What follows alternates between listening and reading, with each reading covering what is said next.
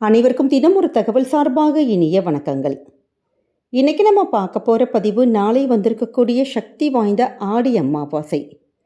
சூரிய பகவானும் சந்திர பகவானும் ஒன்று சேர்கின்ற அற்புதமான ஒரு நாள். அதாவது சிவனும் சக்தியும் ஒன்று சேருகின்ற ஒரு நாளாக இது கருதப்படுது. அது மட்டும் இல்லாமல் முன்னோர்கள் பித்ருலோகத்தில் இருந்து நம்முடைய சந்ததியினரை பார்த்து அவங்க எல்லாருக்குமே ஆசீர்வாதம் வழங்குவதாகவும் இந்த நாளானது அனுஷ்டிக்கப்படுது. அவ்வளோ ஒரு அற்புதம் வாய்ந்த இந்த நாளில் முன்னோர்களை நீங்கள் மனசார நினச்சி ஒரு நிமிஷம் நீங்கள் வேண்டிக்கிட்டாலே போதும். உங்கள் வாழ்க்கையில் இது நாள் வரைக்கும் தீரவே இல்லை, எங்களுக்கு கஷ்டம் இல்லை, பிரச்சனை மேலே பிரச்சனை வந்துக்கிட்டே இருக்குது, ஒரு நல்லதொரு ஒரு உயர்வு எங்களுக்கு கிடைக்க மாட்டேங்குது, தொட்ட காரியத்தில் எல்லாமே ஒரு தடைகள் வந்துக்கிட்டே இருக்குது. அப்படி எந்த தடைகள் வந்தாலுமே நாளைக்கு உங்கள் முன்னோர்களை மட்டும் ஒரு நிமிடம் நீங்கள் நினச்சி வணங்கி பாருங்கள். கண்டிப்பாக ஒரு பெரிய ஒரு மிராக்கள், ஒரு அதிசயத்தை இந்த நாளானது நமக்கு ஏற்படுத்தும். அப்படிப்பட்ட சக்தி வாய்ந்த இந்த ஆடி அமாவாசையில் முன்னோர்களுக்கான தீப வழிபாடு, பித்ரு தீப வழிபாட்டை தாங்க நம்ம தெரிஞ்சுக்க போகிறோம். நம்ம வீட்டில் நீங்கள் நாளைக்கு ராத்திரி பொழுதில் தூங்க போகிறதுக்கு முன்னாடி இந்த தீப வழிபாட்டை செஞ்சாலே போதும். பல அதிசயங்களும் பல மாற்றங்களும் உங்களுடைய வாழ்க்கையில் நீங்களே அனுபவிக்கலாம். பதிவுக்குள்ளே போகிறதுக்கு முன்னாடி நம்முடைய சேனலை நீங்கள் இப்போ வரைக்கும் சப்ஸ்கிரைப் பண்ணாமல் பார்த்துட்ருக்கீங்கன்னா மறக்காமல் சப்ஸ்கிரைப் பண்ணிக்கோங்க. அப்போ தான் எங்களுடைய எல்லா நல்ல நல்ல பதிவுகளுமே உடனுக்குடனே வரும். பக்கத்தில் இருக்கக்கூடிய பெல் பட்டனையும் மறக்காமல் கிளிக் பண்ணிக்கோங்க. இப்போ பதிவாக தெரிஞ்சுக்கலாம். அமாவாசை நாள் அப்படின்னு சொல்லிட்டாலே முன்னோர்களுக்கான தர்ப்பணங்கள் வழங்கக்கூடிய ஒரு நாள் தாங்க. ஏன்னா முன்னோர்களுடைய ஆத்மாக்கள் சாந்தி அடைஞ்சு அவங்க நல்ல சந்தோஷமாக இருந்தால் தான் நமக்கான அனுகிரகத்தை அவங்க கொடுப்பாங்க. அதே மாதிரி அந்த தோஷங்கிறது நம்ம குடும்பத்தில் நம்முடைய சந்ததியினருக்கு எல்லாருக்குமே இல்லாமல் நல்லபடியான ஒரு யோகத்தை கொடுக்கும். நிறைய பேருடைய வாழ்க்கையில் கரெக்டாக ஒரு திருமண வயதாக இருக்கட்டும், இல்லாட்டி ஏதாவது தீராத ஒரு வியாதிகள் நம்ம கஷ்டப்படுறது, இது எல்லாம் ஆகிறப்ப நம்ம போய் ஜாதகம் பார்க்குறப்ப அவங்க சொல்கிற ஒரே விஷயம் பித்ரு தோஷம் இருக்குன்னு. அதுக்கு நம்ம நிறைய பரிகாரங்கள்லாம் பண்ணுவோம். ஆனால் முன்னோர்களுக்கான அந்த திதி சிராத்தத்தை நம்ம கரெக்டாக நம்ம வருடத்தில் வரக்கூடிய அமாவாசை நாட்கள், மாதத்தில் வரக்கூடிய அமாவாசை நாட்களில் செஞ்சாலே போதும். சில குடும்பத்தில் இது மாதிரியான பழக்கங்களே எங்களுக்கெல்லாம் ஒன்றுமே இல்லைம்மா அப்படின்னு நிறைய பேர் நம்மக்கிட்டே கமெண்ட்ஸில் நீங்கள் ஷேர் பண்ணுறீங்க. ஆனால் அமாவாசை நாட்களில் நிச்சயமாக முன்னோர்களை நீங்கள் நினச்சி ஏதாவது ஒரு சின்னதான ஒரு விஷயமாச்சும் நீங்கள் பண்ணணும். அன்றைய நாள் யாருக்காச்சும் ஒரு அன்னதானங்கள் பண்ணலாம், இல்லாட்டி யாருக்காச்சும் உடைகள் நம்ம தானம் கொடுக்கலாம், கஷ்டப்படுறவங்களுக்கு ஒரு பொருள் வாங்கி கொடுக்கலாம், இல்லாட்டி காக்காக்கோ இல்லை வேறு ஏதாவது விலங்குகளுக்கு ஏதாச்சும் ஒரு 10 ரூபா கொடுத்து ஒரு பிஸ்கட் பேக்கெட் நீங்கள் அன்னைக்கு வாங்கி கொடுத்தா கூட அது கூட மிகப்பெரிய புண்ணியம் தாங்க. அதனால் அவங்கவுங்க குடும்ப சூழலுக்கு ஏற்ற மாதிரி என்ன உங்களால் முடியுமோ நாளைக்கு வந்திருக்கக்கூடிய அமாவாசை நாளில் ஏதாவது ஒரு உயிருக்கு நிச்சயமாக நீங்கள் தானம் பண்ணுங்கள். அதே மாதிரி நிறைய பேர் இப்படி ஆஃபீஸ்க்கு போகிறோம், நாங்கள் இது மாதிரி இலை போட்டெல்லாம் படையல் பண்ணுறதுக்கு சிலருக்கு நேரம் இருக்கும், சிலருக்கு நேரம் இருக்காது. அப்படிப்பட்டவங்க கூட காலையில் நம்ம சொல்லுகின்ற முறையில் ஒரு கைப்பிடி சாதம் கொஞ்சம் எள் மட்டும் கலந்து காக்காக்கோ குருவிகளுக்கோ நீங்கள் வச்சுட்டு நீங்கள் அதுக்கப்புறம் உங்களுடைய அன்றாட வேலைகள் நீங்கள் செய்ய ஆரம்பித்து பாருங்கள். உங்களுடைய வாழ்க்கையில் மிகப்பெரிய உயர்வு கிட்டும். அந்த வகையில் நம்ம முன்னோர்களை நினச்சி நம்ம ஏற்றக்கூடிய சக்தி வாய்ந்த தீப வழிபாடு தான் இதுதான் பித்ருக்களுக்கான தீப வழிபாடு. இதை நம்ம எப்போ ஏற்றலாம் அப்படின்னு கேட்டிங்கனாலே, அமாவாசை அப்படின்னாலே நமக்கு ஒரு மாலை பொழுதுக்கப்புறம் நல்ல ஒரு இருள் சூழ்ந்து இருக்கும் பார்த்திங்களா, கொஞ்சம் இருட்டினதுக்கப்புறம் தான் இந்த தீப வழிபாட்டை பண்ணணும். ராத்திரி தூங்க போகிறதுக்கு முன்னாடி தாராளமாக ஏற்றலாம். ஏன்னா நமக்கு அமாவாசை திதி நாளைக்கு ராத்திரி 12 மணி வரைக்கும் கூட இருக்குது. அதனால் நீங்கள் ராத்திரி படுக்க போகிறதுக்கு முன்னாடி இந்த தீப வழிபாட்டை ஏற்றுங்க. நாங்கள் பகலில் நிறைய இந்த மாதிரி பூஜைகள்லாம் பண்ணோமா அப்படின்னா கூட பரவாயில்ல, நீங்கள் இந்த தீப வழிபாட்டை பண்ணலாம்.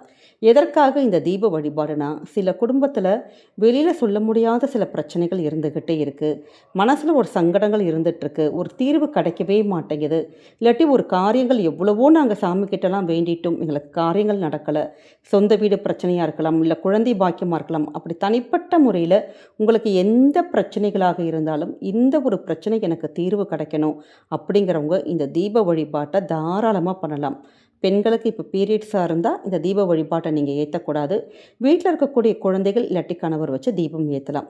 இதற்கு என்ன வேணும்னு கேட்டிங்கன்னா, சின்னதான ஒரு பித்தளை தட்டு எடுத்துக்கோங்க, ஒரு அகல் விளக்கு போதுங்க, மஞ்சள் குங்குமம் போட்டு இதெல்லாம் எதுவுமே தேவையில்லை. ஒன்று உங்களுடைய முன்னோர்களுடைய படம் உங்கள் வீட்டோட ஹாலில் நம்ம மாட்டியிருந்தீங்கன்னா அந்த ஹாலில் வச்சு தீப வழிபாடு பண்ணலாம்.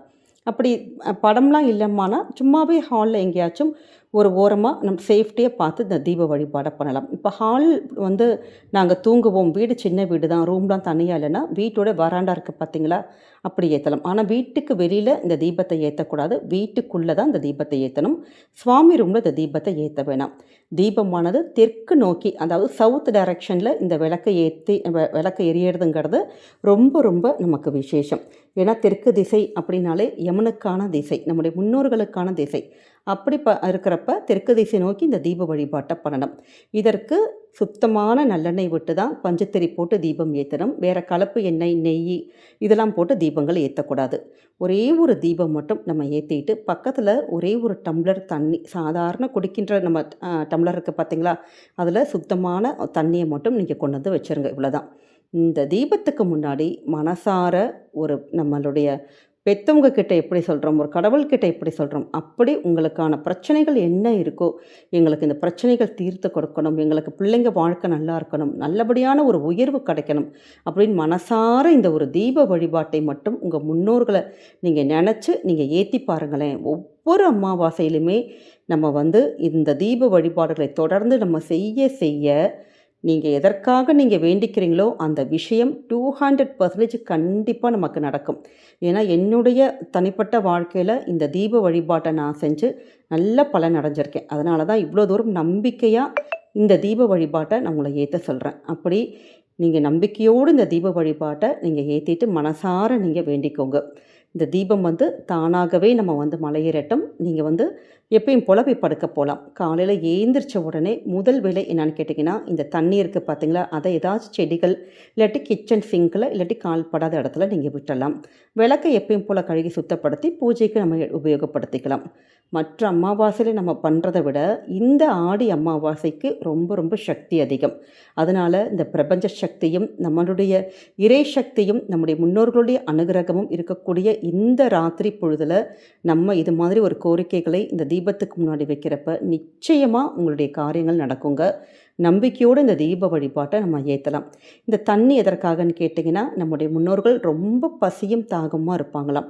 அந்த தாகத்தை தவிர்ப்பதற்காக தான் இந்த தண்ணீர்னு சொல்லப்படுது. அதே மாதிரி இந்த தீபம் அவங்க பித்ருலோகத்திலிருந்து நம்ம பார்ப்பதற்கு பூலோகத்துக்கு வராங்க. மீண்டும் பித்ருலோகத்துக்கு போவதற்கு அதற்கான வெளிச்சம் காட்டக்கு தான் இந்த தீப வழிபாடு. அதனால் நம்பிக்கையோடு இந்த தீப வழிபாட்டை உங்கள் வீட்டில் நீங்கள் நாளைக்கு ராத்திரி ஏற்றி பாருங்கள்.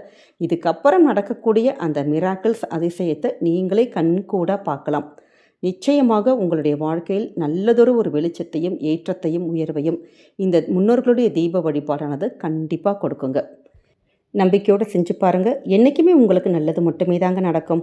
இந்த தீப வழிபாட்டில் ஏதாவது சந்தேகங்கள் இருந்தால் கண்டிப்பாக எங்கள் கூட கமெண்ட்ஸில் நீங்கள் ஷேர் பண்ணுங்கள். அதற்கான விளக்கம் நாங்கள் நிச்சயம் கொடுக்குறோம்.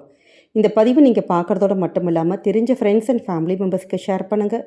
அவங்களும் இதை பார்த்து பயன்பெறட்டும். நம்முடைய சேனலை நீங்கள் சப்ஸ்கிரைப் பண்ணாமல் பார்த்துட்ருக்கீங்கன்னா கண்டிப்பாக சப்ஸ்கிரைப் பண்ணி உங்களுடைய ஆதரவுகள், சப்போர்ட்டுகள் என்றைக்குமே நம்முடைய சேனலுக்கு கொடுக்கணும். மீண்டும் வேறு நல்ல பதிவில் உங்களை சந்திக்கிறோம். நன்றி, வணக்கம்.